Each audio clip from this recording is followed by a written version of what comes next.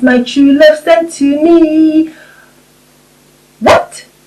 What, 12 days of Christmas? 12 pains of Christmas?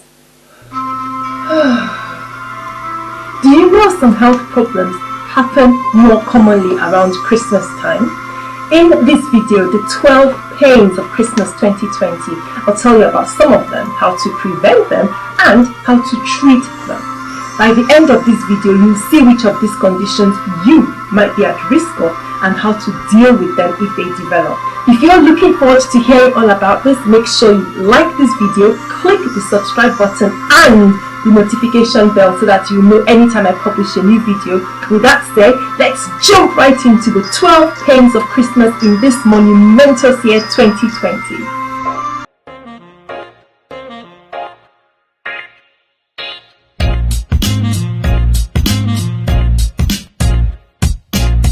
The first pain of Christmas, of course, it's coronavirus. The good news is that at this time, December 2020, we are very, very close to having vaccines that will soon start to go all around the world. And in fact, some countries have already started to receive the vaccines. While this is a significant win for the world, there's still a lot of places where the vaccine is not yet available. But regardless, even in places where people are getting the vaccine, we still have questions, things we don't know about how long immunity lasts after you've gotten the first and second dose of the vaccine, and whether it can prevent spread of infection from one person to the other. So while we're still getting to grips and learning about these things, public health measures such as washing your hands frequently or using hand sanitizers, maintaining social distance of at least 2 meters, and using face masks or cloth masks to protect yourself and others remain in place. Some of these vaccines, like the Pfizer-BioNTech vaccine, are mRNA vaccines. When you receive the vaccine, you're not getting the virus. You're getting something that gets into your body, teaches your immune system about the dangerous virus and how to kill it. That chemical that's gone into your system disintegrates after your body has learned the lesson. Plus for vaccines. And if you're not sure whether your symptoms could be due to the coronavirus, well, use our symptom checker here. I'm going to put the link to that in the description box below so you know exactly what you should be looking for and what to do next. And the second pain of Christmas is overeating. Overeating is something that is practically guaranteed around this time of the year, okay? We understand that. And a combination of eating foods that you don't usually eat and in large quantities can contribute to developing lots of problems that can give you some unrest during the Christmas season. For example, heartburn, indigestion, stomach cramps, and bloating. In addition to all this, overeating can make you feel short of breath, can affect your insulin levels, messing up the way your body metabolizes things like sugar and fats, and trigger heart problems. What are my top tips for dealing with overeating over Christmas? Take a walk after eating a meal. Eat slowly during your meal. Spread out meal times and avoid eating too much at any one occasion. Try and get in some extra exercise over the festive period. 30 minutes in a day can really help balance out those excess calories. And next is the third pain of Christmas, feeling sad, anxious or blue. For some of us, during the season of good cheer, there might not really be much to cheer about.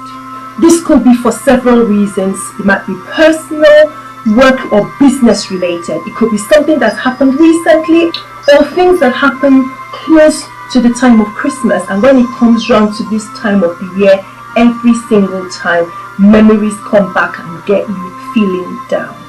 There is also the tradition that Christmas is all about joy and families and togetherness, which makes you feel like an outsider, particularly if you're on your own at this time of the year. My suggested powerful coping methods are: pace yourself. When you think and realize that this can be a difficult time of the year for yourself, slow things down. Decide what you do want to do or where you want to be and don't just get into things because people say that it's a good idea or that you should. Practice gratitude, meditate, or journal your thoughts. Sometimes just taking the time to come away into yourself can help you reflect on things and look at a difficult situation in an absolutely different manner and possibly give you some insights to getting it solved.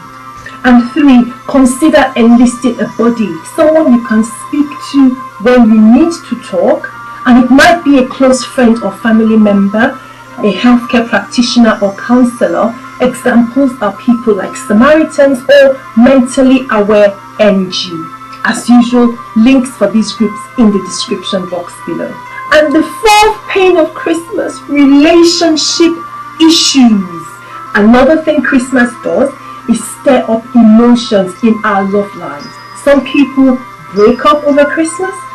Other people get together over Christmas. Christmas breakups in particular can be challenging and quite memorable. Key tips from me. If you experience a Christmas breakup, look after yourself. Take time to love yourself.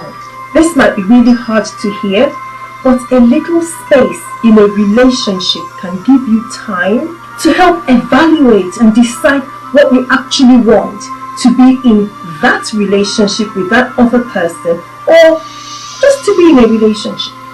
And if you're really feeling down about your relationship or a breakup, speak to a friend.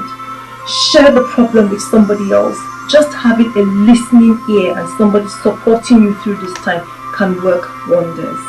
The 5th pain of Christmas is household accidents.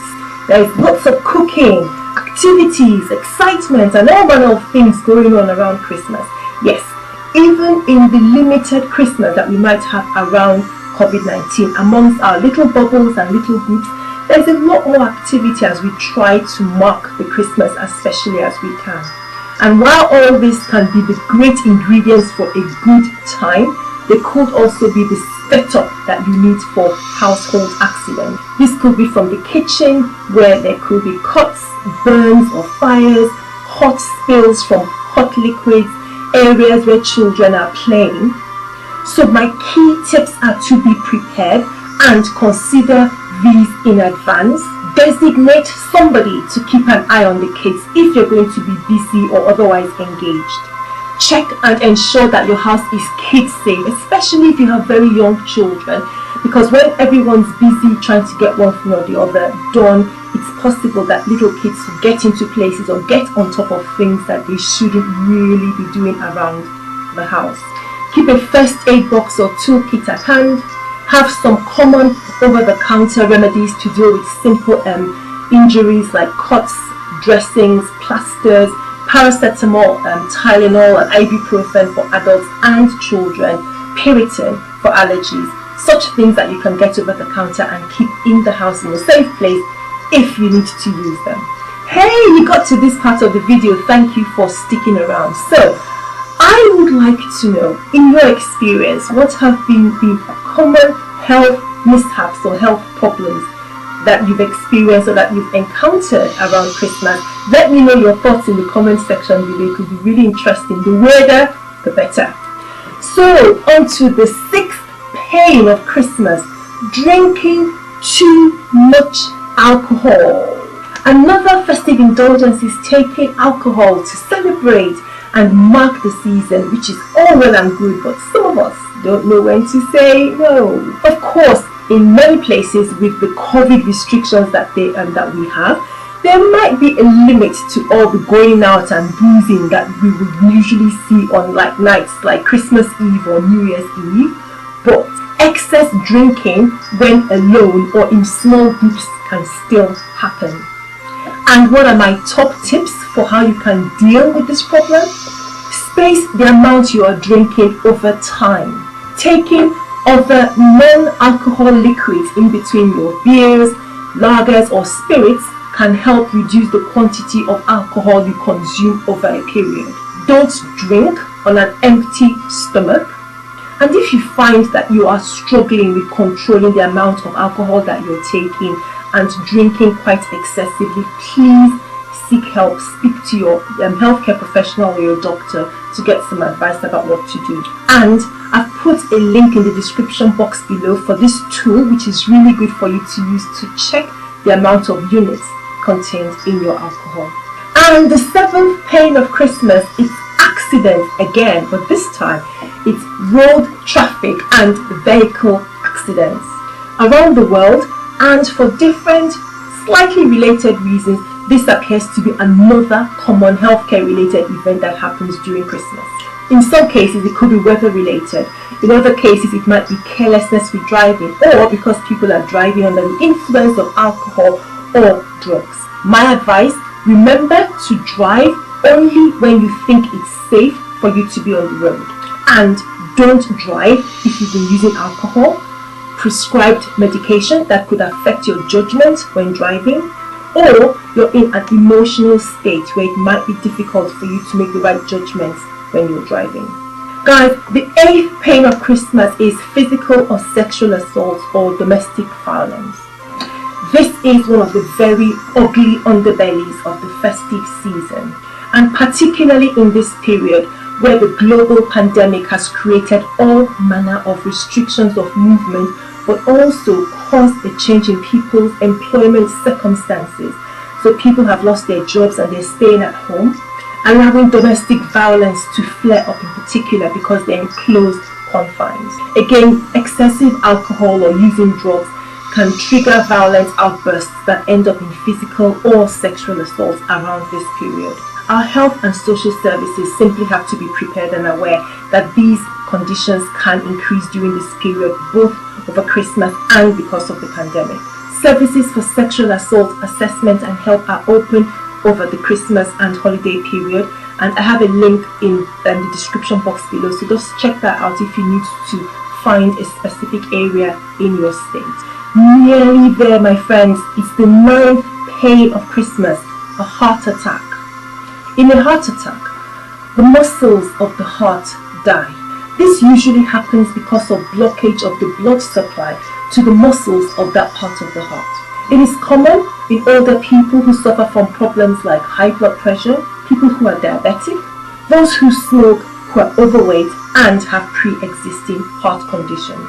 Of course, heart attacks can happen at any time, but around Christmas, we think there could be a greater risk simply because of the increase in activity and excitement, as well as some unhealthy habits like overeating, taking a lot of food that is high in fats and salts, not really exercising over that time.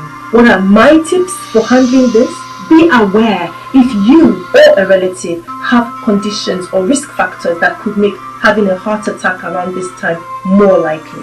Watch your activities as well as consumption of food and alcohol over this period. Take your prescription medicines. Set yourself a reminder. Please collect and fill in your prescriptions, especially over the holiday period before the shops and pharmacies are closed.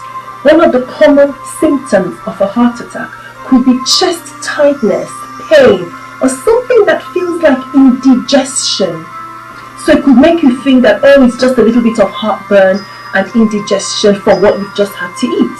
For people who develop this symptom, appear ill, very short of breath, or are worried that it could be a heart attack, please urgently seek medical assistance. And the 10th pain of Christmas 2020 is food poisoning. What about food poisoning? Well, given the big celebrations going on around the period, there is often a higher risk of food poisoning when foods are not stored properly or cooked properly, especially if you're cooking for more people than usual during the festive period. Food poisoning develops when germs contaminate the food and drink that we consume. Now, when we share food or leave them unattended for long periods in a buffet, for example, as can sometimes happen when you have a small little get-together over the festivities, the risks of getting contaminated are higher. And this is especially so if we don't take the right safety precautions. Some of my tips to remember, and this applies even if you're just having a small party or get together within your little bubble because of COVID restrictions, please still pay attention to: store foods at the right temperature, wash hands and utensils properly before and after cooking. Reheat leftover foods properly and just get rid of any foods that look off or just a little bit suspicious. It's not worth the risk. The 11th pain of Christmas I think is important in 2020 is overspending. Wait, what? Overspending is not a health problem, doctor? I can hear you saying, but you could consider it in certain circumstances to be a health problem. Let me tell you, overspending can be a sign of a problem like mania in bipolar disorder. This is when individuals feel high and on top of the world and very elated and spend and spend and spend like there's no tomorrow. But then, don't we all go slightly manic over Christmas and buy presents or buy things just because it's Christmas? Of course we do. So it's the effect of overspending that can create a health concern. Spending so much money on gifts or other perks so that after Christmas you go into debt is not a good idea. You could be paying the price for your generosity for several months after Christmas, and this could significantly impact your mental health and any other plans you'd had for the new year. And finally, we're at the 12th pain of Christmas. You made it this far, and I think it's well worth the wait. And the 12th pain, I think, is having unrealistic expectations and setting New Year resolutions that you probably will not be able to keep. It's easy to be carried away by the tons of information that's just thrown at us. Social media, expectations from friends and family, even from ourselves. Stop. Yes, this is an excellent time to reflect on the year that's just gone by and plan the next year coming. Get your vision board out and get things going. All I want to say is be realistic and set smart goals. Specific, measurable, achievable, relevant and time-bound. Take one of your big dreams and visions and split them down into little goals that you can achieve every week or every couple of weeks. Tick them off as you get them done. Stick to the plan. Focus. Don't get distracted. My friend, it's the consistent bird that catches the fattest worm. So these are the 12 pains of Christmas for this year 2020. What a year it's been. I would love to hear back from you guys what you think. Do you agree? Are there any other health pains that you thought merited a place on my list? Let me know. Send a message through in the chat below. It would be great to hear back from you. And if you would like to get regular health information like this, make sure you join our health community on AskAwayHealth.org. Be sure to have a look in the description box below where I'll place a link for the subscription details. If you like this video, make sure you give it a thumbs up and subscribe to my channel down below. We publish a new video once a week on Thursdays at 6 o'clock in the evening. Stay tuned to my next video, which looks at 3 reasons you shouldn't be afraid of taking the coronavirus vaccine. I'm really looking forward to breaking this down, and I hope you will join me. And as you wait for the next video to go live, check out these 2 videos here, and I'll see you again soon. Have a lovely Christmas and stay well.